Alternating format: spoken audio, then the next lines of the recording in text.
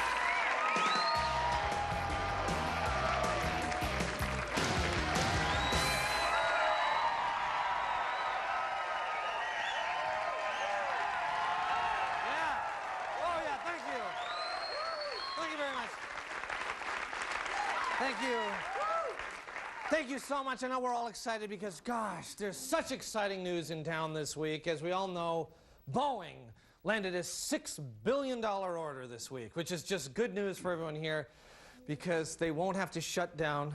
Boeing will not have to shut down. We're all very happy about that. And the people who manufacture canopies for pickup trucks are extremely happy about that.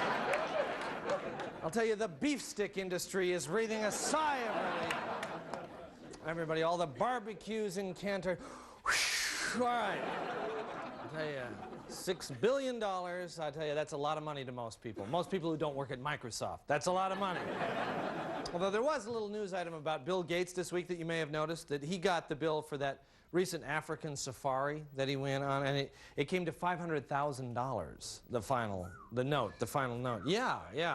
And he thought that seemed wrong, so he asked for an itemized account to sort of check it out. I guess it just seems to me he's obviously checking out the visa bill a little more carefully now that he's married. It's the same. It's like, honey, what's this $500,000 thing, hon? What is this? You should have put it on Discover, hon. We'll get the 1% back at the end of the year. You think he ever goes, I mean, does he ever go over the limit on his cards? It's like, oh, I should have put the Porsche on the MasterCard. I mean, it's one of those things like, oh. Anyway, he asked for a detailed breakdown of the African trip that he went on. We happened to get a copy of it, and I thought you might be interested in some of the highlights. For example, look at this, $53,000 to upgrade the elephants to version 2. What the, woo! That's just out of line. Look at this, $28,000 for Bill to swing from a vine and rescue Bo Derek from a crocodile. And look at this, 75 cents for shampoo. That's way out of line. That's more than he ever spends. That's way out of line. That'll be stricken right away. Look at this, a $3,000 fine for nonstop singing of Born Free. $375 lost damage deposit on the tent because of indelible orange Cheeto stains. And finally, look at this, $75 for a rental of a Mr. Spock costume for the end of the safari party. So that's understandable. That was just part of Mr. Gates' tab for his visit to Africa. And of course, yeah, I guess everybody here, we all hope that he represented Seattle well when he was over there. And I just want to let everyone know, remember, when you're visiting another culture, always be on your best behavior and mindful of the local customs and manners, because if you're not, you may be paid a visit by this guy. Now, ladies and gentlemen, please stand by for Billy Quan. Here he comes, Billy Quan. It's time for Mind Your Manners with Billy Quan. Today's episode, Enter the Pyramid.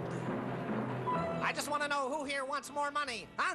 Who here wants success, happiness, and freedom? Does that sound good to you? But beyond that, there's going to be independence, financial security, and prosperity for all. Oh, I like the sound of that. And the answer to all this can be found in one word, Amway! I'm glad you stayed because you look like a very motivated young man. Let me show you how the program works. Oh, no, I don't want to hear this. Now, wait a minute. Hear me out on this. Just follow the program and your income will go through the financial security here. Here, now, take a look at some of these fine products we offer. Huh? How about that? Isn't that wonderful? And just give it a whirl. That's all I ask, Quan. Uh-oh. Hey, I won't have to twist your arm, but I will if I have to.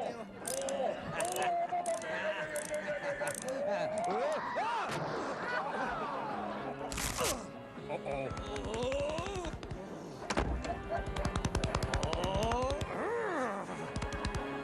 Uh-oh.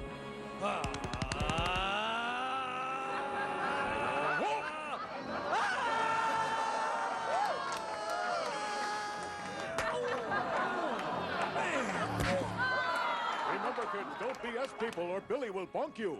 Remember, kids, be like Billy. Behave yourself. Well, stay with us. We've got a great show, and we'll be right back.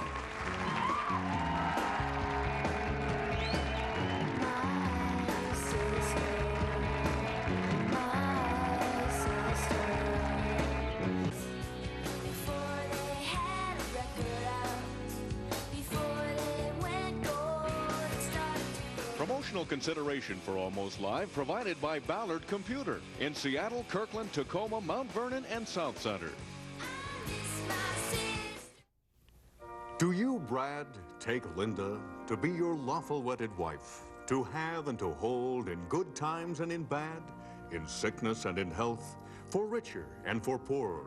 And tonight in your honeymoon suite, when she starts to cry and says, "I think this was a big mistake," will you understand? And when you receive the next Nordstrom bill and see that it is double what you make in a 6-month period, will you refrain from going ballistic? And when she eats an entire box of Pepperidge Farms cookies and then whines because she feels fat, will you still tell her she's beautiful? I will. And do you, Linda, take Brad to be your husband, even when you find out he hasn't thrown out his extensive porno collection like he promised? And will you be patient when you realize that he's not Mr. Fix-It, but rather Mr. Clumsy, who breaks all of your heirloom china? And when he hits male menopause and buys a red Corvette with a license plate that reads Hot Daddy on it, will you curb the desire to laugh out loud in his face? I will. Then by the power vested in me, I now pronounce you man and wife. Good luck.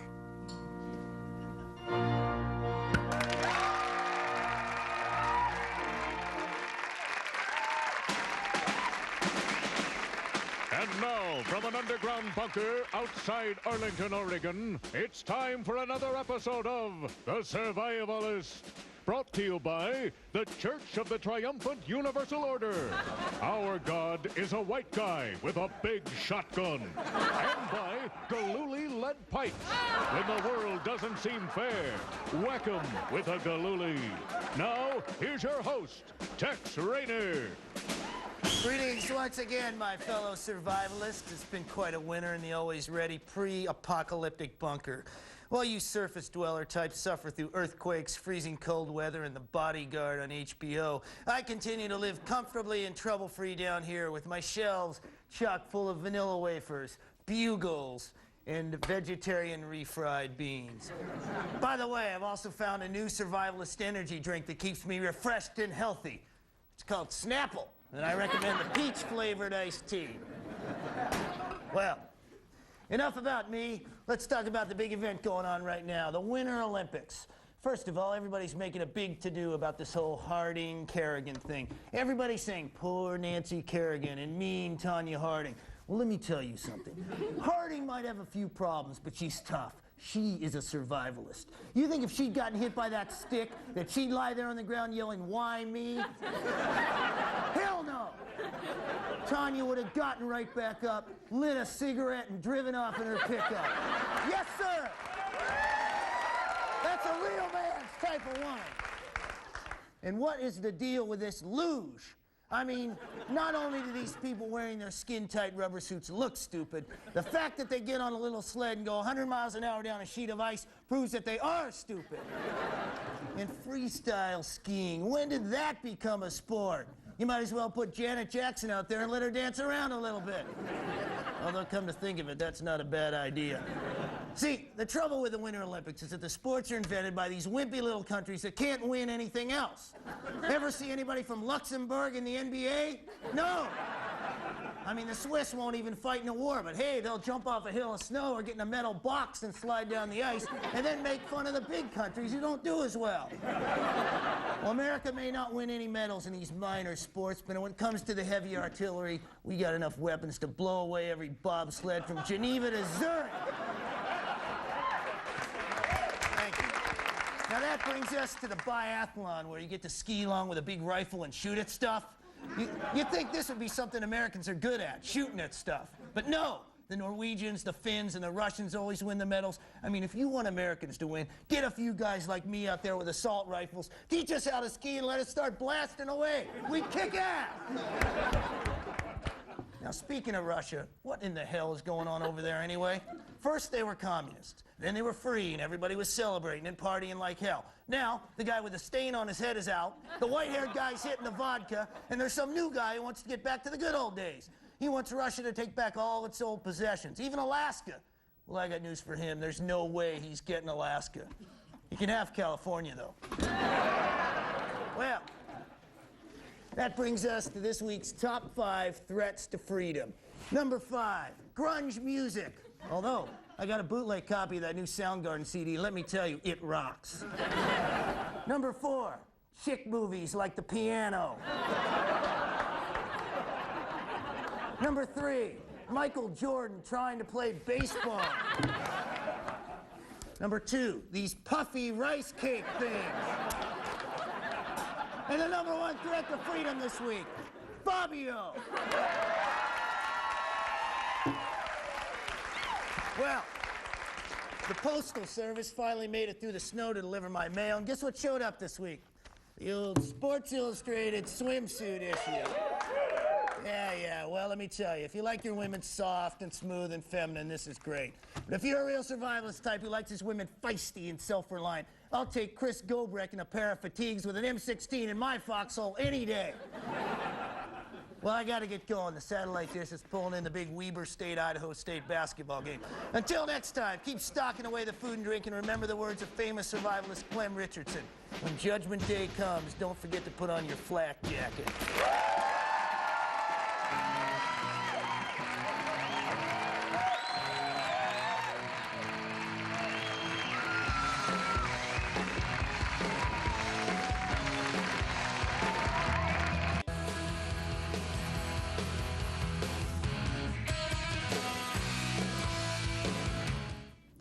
Are you a student in the American school system? And if you are, have you ever had another student, or perhaps a group of students, come up behind you, grab the waistband of your underwear, and proceed to pull it up as high as they possibly can? If so, then you, my friend, have been the victim of a wedgie. And if you lived in some uncivilized place, like Spain or perhaps France, it would just be tossed off as the kind of thing that kids do. But because you live in America, the greatest nation on earth, it's called harassment, and you can sue their ass. Hi, I'm Warren Klopp with the law offices of Farnsworth, Appleford, and Klopp. In this issue of a local Seattle paper which has yet to undergo substantial image and layout changes, it was reported that over 85% of all American school children experience some form of harassment by their classmates. For example, have you ever had someone remove your jockstrap from your gym bag and then throw it around the classroom so that all the girls can see it? Give us a call. We'll make them pay. Or maybe you're mercilessly teased by the bigger kids because your parents gave you a wimpy-ass name like Warren. That is harassment. Give us a call. Our legal experts are experienced in all aspects of school harassment, including red bellies, streaking, Dutch rubs, Indian burns, mooning, swirlies, and Ben Gay in the jockstrap. Or maybe you've had an experience like this 5th grader. I'm a member of the chess club, the computer club, and the science club. One day during recess, a big guy ran up to me and tagged me on the arm, said that I had cooties. I wasn't very mad. In fact, I thought it was kind of funny. But my lawyer convinced me that both of us, Could make a lot of money if I sued under the new harassment laws. Smartest move I ever made.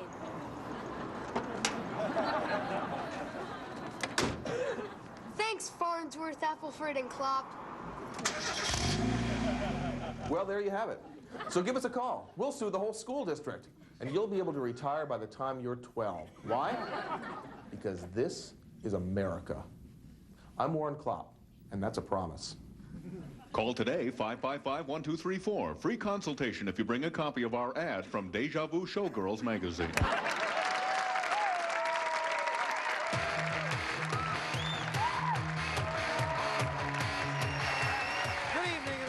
John Report. I'm John. Here's my report. While a classy, high-speed Spanish train will start running between Seattle and Portland next month, Amtrak first tried using a luxurious French train, but it kept refusing to go through Kelso. Puget Power is investing in a new wind farm in the Columbia Gorge. The wind power will be provided by right-wing mouthpiece John Carlson. A Goldendale man admitted Wednesday that he punched a deer and knocked it down after it had attacked him. Although the man himself was unhurt, the deer curled up into a ball, clutched its head, and kept repeating, "Why me? Why? Why me?" Well, the first animal cruelty legislation since 1901 was passed by the State House of Representatives this week. Under the new law, it will be illegal to pet a dog in such a way that it causes it to involuntarily thump its back leg.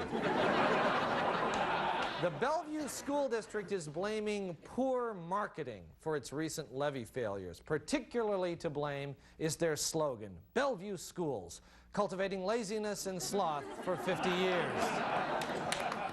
The Log Jam concert to help the timber industry has been postponed. A spokesman said that their event was being overshadowed by another concert called Owlapalooza. Well, due to an electrical malfunction, the Metro downtown bus tunnel closed on Thursday for the first time in history. As predicted, no one noticed, no one cared. A new Kent company is making synthetic corks for wine bottles and other applications. Ironically, the corks are selling well everywhere but Kent, where one local official commented, "Wine comes in bottles too?" Finally, the famous 19th century painting The Scream was stolen from a museum in Norway this week. It came as a special shock to the model for the picture, Washington State Senator Slade Gorton. This has been the John Report. Thank you, and we'll be right back.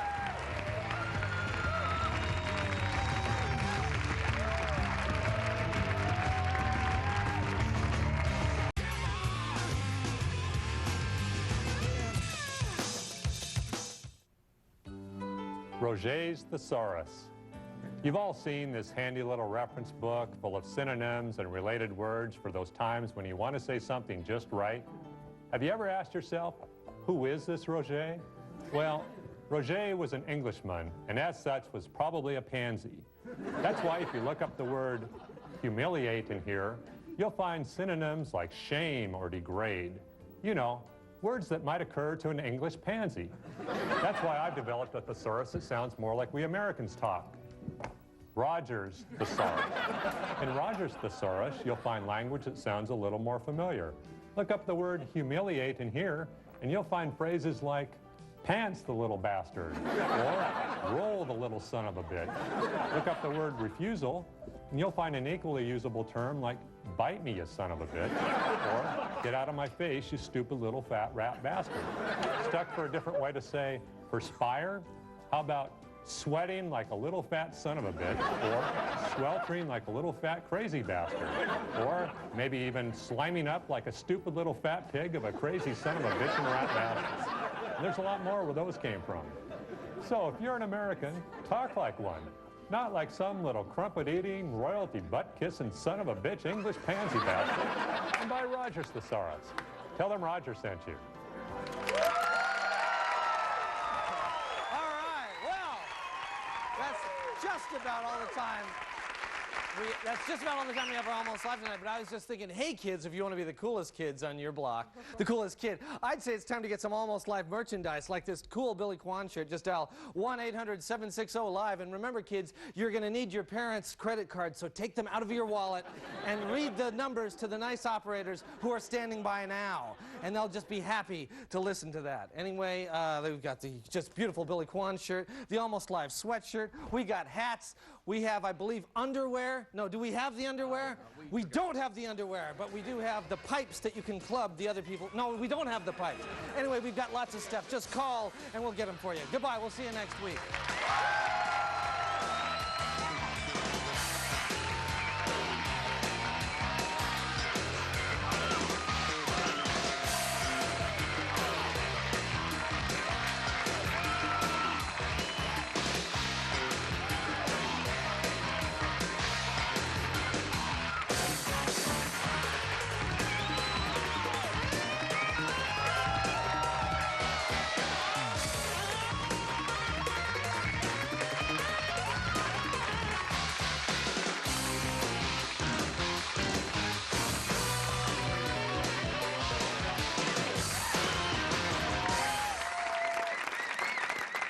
Hello, this is Billy Quan.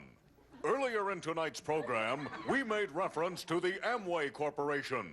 This was meant in a humorous vein, and we in no way intended to impugn the integrity of this fine organization, which is at the vanguard of our free enterprise system. In fact, many of the members of the Almost Live staff supplement their incomes as Amway representatives. If you see an Almost Live staff member, stop and ask them to tell you the good news about America's fastest growing company.